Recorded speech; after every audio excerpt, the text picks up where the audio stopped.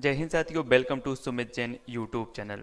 दोस्तों, आज current affair से संबंधित अगर आप कोई वीडियो देखना चाहते हैं तो सुमित जैन यूट्यूब में सर्च करेंगे और हिंदी व्याकरण और जीके आदि से संबंधित जो भी आप वीडियो चाहते हैं तो आप सर्च करें self study classes with Sumit Jain. आप फेसबुक पर देख रहे हैं तो self study classes with Sumit Jain आपको यूट्यूब पर सर्च करना है। और आप हिंदी साहित्य से संबंधित आदिकाल का ये पार्ट 4 है। आदिकाल से संबंधित 3 वीडियो हमने अपलोड किए हैं और टॉप 20 प्रश्न आदिकाल के हम एक वीडियो में लेते हैं, ट्रिक के माध्यम से आपको याद करवाते हैं, जैसे भी हो आपको पीडीएफ भी उपलब्ध करवाते हैं। ठीक है, और आप टेलीग्राम ग्रुप से जुड़ जाएं। टेलीग्राम ग्रुप से जुड़ने के लिए आपको सर्च करना है IAS स्टडी ट्रिक। ठीक है, आप सर्च करेंगे और ग्रुप में आपको ज्वाइन हो जाना। वहां पर आपको सारा का सारा स्टडी मटेरियल मिलेगा, चाहे यूपी टेट हो, चाहे आरपीएससी हो या कोई भी एग्जाम हो, एमपीएससी आदि। तो दोस्तों, चैनल को सब्सक्राइब करें, वीडियो को लाइक और शेयर करना है, बेल आइकन को जरूर दबाएं। ठीक है, आज का हमारा जो पहला प्रश्न है, प्रशस्ति मूलक मुक्तक काव्य है। अब इस प्रकार से क्वेश्चन अगर आ जाता है आपको तो आपको बताना है तो इसका सही उत्तर क्या होगा। इसका सही उत्तर है दोस्तों प्राकृत पेंगलम। प्राकृत पेंगलम और ये लक्ष्मीधर की ये रचना है प्राकृत पेंगलम। ठीक है, और जब भी प्रशस्ति किसी की लिखी जाती है, प्रशस्ति लिखते हैं ना हम प्रशस्ति, तो प्रशस्ति बनवाने में हमें लक्ष्मी जरूर लगती है। लगती है लक्ष्मी की नहीं लगती है। तो प्रशस्ति मूलक जो मुक्तक काव्य वो प्राकृत पेंगलम है। प्राकृत पेंगलम लक्ष्मीधर का, ये लक्ष्मीधर की रचना है। ठीक है, नेक्स्ट ढोला मारूड़ा दुहा की रचयिता कौन है। तो ढोला मारूड़ा दुहा के जो रचयिता हैं दोस्तों वो कुशल लाभ हैं। कुशल लाभ। अब एक चीज बताना कि ढोला से क्या बनेगा, ढोल, और ढोल बजाने में कोई कुशल होता है तभी वो बजा पाता है। तो ढोला मारूड़ा दुहा किसकी रचना होगी, ये कुशल लाभ की होगी। इस प्रकार से याद करते जाओ, रटते जाओ और इसके पहले के 3 पार्ट जरूर देखें। और साथ ही दोस्तों, एक साइड आपका आदिकाल से संबंधित पूरे प्रश्नों का वीडियो चल रहा है और एक साइड आपका जीवन परिचय, कवियों के जीवन परिचय से संबंधित जो है वीडियो चल रहे हैं, तो वो जरूर देखें। इससे पहले मैंने जयशंकर प्रसाद, रामचंद्र शुक्ल आदि के जो है जीवन परिचय के वीडियो डाल रखे हैं, तो वो जरूर देखें। सिद्ध एवं नाथ कवियों से सर्वाधिक कौन प्रभावित है। तो सिद्ध साहित्य, नाथ साहित्य आपने पढ़े होंगे। सिद्ध कवि सरहपा है ना, नाथ कवि है ना, गोरखनाथ, मसेंद्रनाथ, ये सभी पढ़े हैं। तो नाथ कवियों से सर्वाधिक कौन प्रभावित है, तो वो कबीरदास जी। कबीरदास जी की जो भाषा पूछी जाती है कि कबीरदास जी की भाषा कौन सी है, तो कबीरदास की भाषा सादुक्कड़ी मानी जाती है। और कबीर की जो रचनाओं का संग्रह है वो बीजक माना जाता है, बीजक में है। तो ये सारी की सारी चीजें आपको पता हैं। और कबीर जो हैं वो सर्वाधिक सिद्ध एवं नाथ कवियों से जो है प्रभावित हैं। तो विकल्प नंबर 1 है वो इसका सही हो जाएगा। नेक्स्ट है बुद्धि रासो काव्य है। तो बुद्धि रासो जो काव्य है दोस्तों वो क्या काव्य है, प्रेम काव्य है, प्रेम काव्य। ठीक है, बुद्धि रासो प्रेम काव्य है। और प्रेम तो प्रेम होता है, अगर थोड़ी सी आपने बुद्धि चलाई मतलब प्रेम नष्ट हो जाता है। तो बुद्धि रासो जो काव्य है वो प्रेम काव्य है। ठीक है, नेक्स्ट है गोरी सोबे सेज पर मुख पे डारे केस। ये पंक्ति किसकी है, कई बार पूछा गया है। तो ये जो पंक्ति हैं दोस्तों वो किसकी हैं, अमीर खुसरो। अमीर खुसरो की पहेलियां आपने सुनी होंगी। ठीक है, और आदिकाल के जो अंतिम कवि माने जाते हैं, अंतिम चरण के कवि माने जाते हैं, वो अमीर खुसरो माने जाते हैं। और अमीर खुसरो खड़ी बोली के जो है प्रयुक्ता माने जाते हैं। और ये जो पंक्ति हैं वो भी अमीर खुसरो साहब की हैं। तो विकल्प नंबर 3 जो है वो इसका सही हो जाएगा।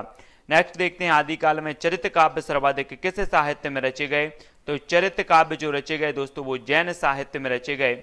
जैन साहित्य में हम श्रावकाचार पढ़ते हैं जो कि हिंदी की प्रथम रचना मानी जाती है। श्रावकाचार आचार्य देवसेन द्वारा कृत जो श्रावकाचार है इसका रचना काल माना जाता है 933।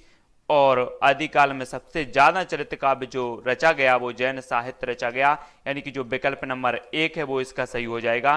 तो इस प्रकार से आपको याद रखना है। 84 सिद्धों में प्रथम सिद्ध कौन है, 84 सिद्ध और 9 नाथ आपने पढ़े हैं। ये भी क्वेश्चन बनता है कि सिद्धों की संख्या कितनी मानी जाती है, तो 84, और नाथों की संख्या कितनी मानी जाती है, तो 9 नाथ माने जाते हैं। और 84 सिद्धों में जो प्रथम सिद्ध माने जाते हैं वो माने जाते हैं सरहपा।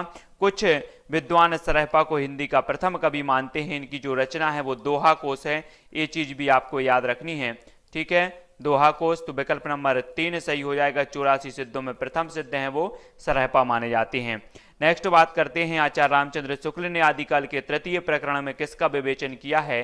तो रामचंद्र शुक्ल जी ने, आपने देखा होगा कि विभाजन में दोहरी पद्धति, नामकरण में दोहरी पद्धति एक क्वेश्चन पूछा जाता है कि काल विभाजन या काल नामकरण में जो दोहरी पद्धति अपनाई वो किसने अपनाई, तो रामचंद्र शुक्ल जी ने अपनाई। और रामचंद्र शुक्ल जी का जीवन परिचय तो हम आपको बता चुके हैं। एक क्वेश्चन पूछा जाता है शुक्ल जी का कि बैर अचार का मुरब्बा है, इस टाइप से कुछ एक कोटेशन दिया जाता है और रामचंद्र शुक्ल जी के बारे में पूछ लिया जाता है तो कि ये किसका है, ये पंक्ति किसकी है, तो ये रामचंद्र शुक्ल जी की। और इनका जो ग्राम 1884 में दोस्तों इनका जो जन्म हुआ था वो बस्ती जिला के अगौना नामक ग्राम में हुआ था।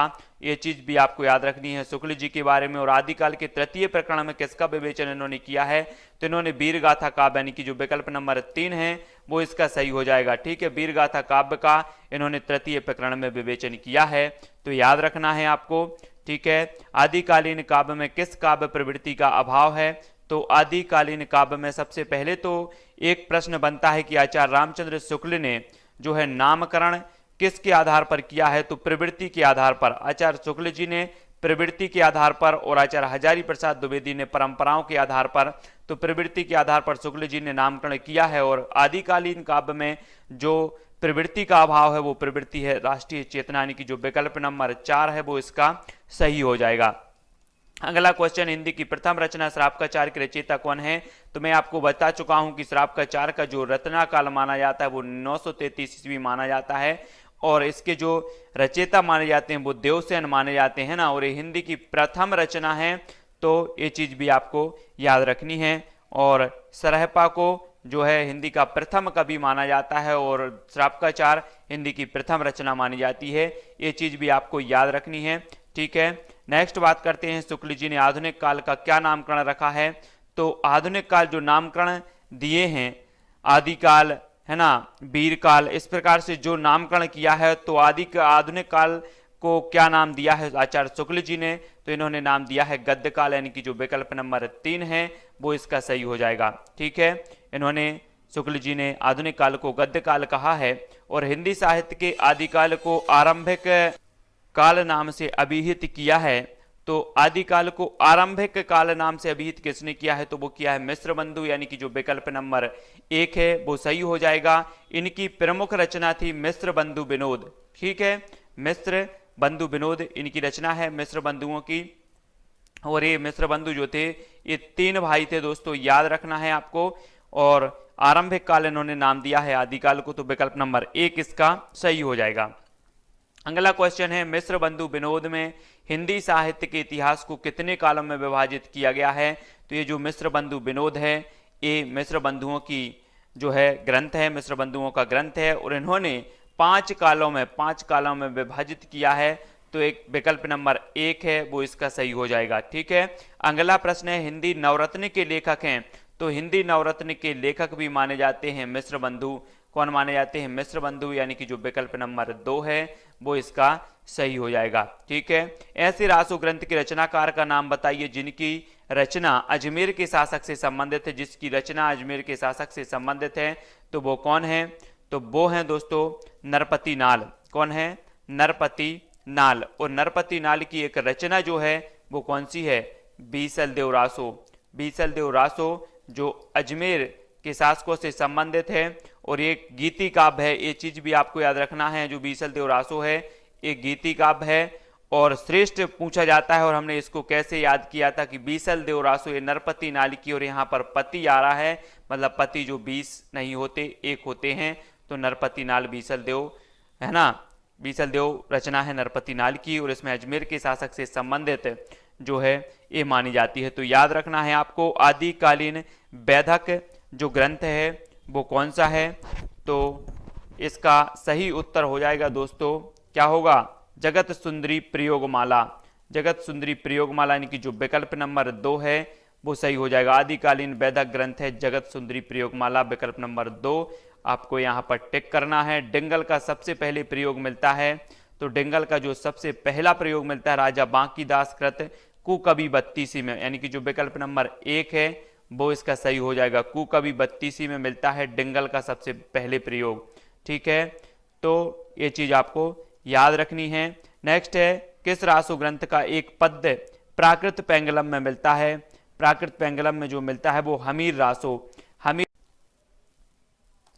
सारंगधर कृत जो हमीर रासो है उसका एक पद जो है प्राकृत पेंगलम में मिलता है। तो याद रखना है, इस प्रकार से कुछ प्रश्न भी नेट एग्जाम में पूछ ले जाते हैं टेट में।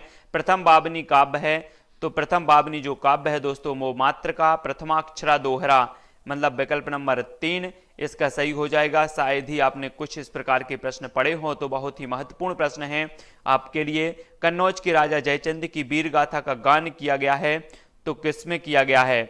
तो वो किया गया है दोस्तों जयानक कृत पृथ्वीराज विजय में। जयानक कृत पृथ्वीराज विजय, पृथ्वीराज जो विजय ये ग्रंथ है ये जयानक कृत है, याद रख लेना। और पृथ्वीराज रासो अपने पढ़ा होगा, हिंदी का प्रथम महाकाव्य, हिंदी के प्रथम महाकवि चंद बरदाई है ना द्वारा कृत पृथ्वीराज रासो में कितने सर्ग हैं? 69 सर्ग हैं। और सर्ग को इसमें समय कहा जाता है। और आदिकाल में एक क्वेश्चन पूछा जाता है कि आदिकाल में किस रचना को, किस ग्रंथ को छंदों का अजायब घर कहा जाता है? तो आदिकाल में कहा जाता है पृथ्वीराज रासो को। तो ये चीज भी आपको याद रखनी है। और राजा जयचंद की वीर गाथा का जो गान किया गया है वो जयानक कृत पृथ्वीराज विजय में किया गया है, यानी कि जो विकल्प नंबर 1 है वो इसका सही हो जाएगा। दोस्तों भट्ट केदार कृत जयचंद प्रकाश, सॉरी दोस्तों यहां पर कुछ गड़बड़ हो गया, भट्ट केदार कृत जयचंद प्रकाश में, यानी कि जो विकल्प नंबर 2 है वो सही हो जाएगा। कन्नौज के राजा जयचंद की वीर गाथा का गान किया गया भट्ट केदार कृत जयचंद प्रकाश, ठीक है, जयचंद प्रकाश इसका विकल्प नंबर 2 सही होगा, इसको सुधार लेना, ठीक है।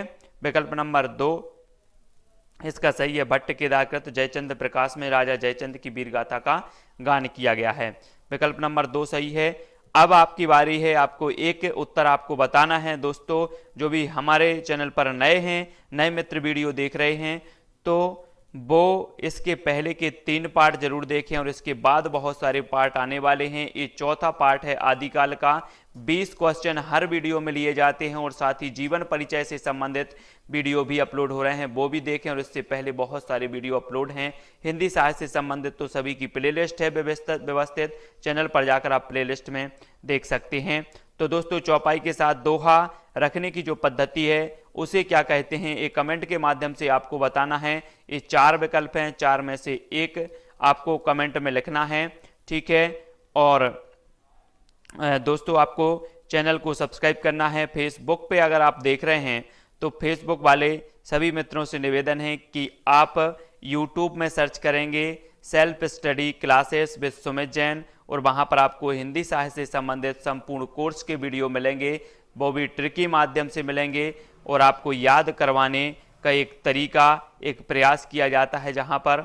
तो दोस्तों आप हमारे व्हाट्सएप ग्रुप से भी जुड़ सकते हैं, व्हाट्सएप नंबर हमारा ए है। टेलीग्राम ग्रुप से तो आपको जुड़ना ही है, टेलीग्राम ऐप आप डाउनलोड करेंगे और उसमें सर्च करेंगे IAS स्टडी ट्रैक और ज्वाइन हो जाना है।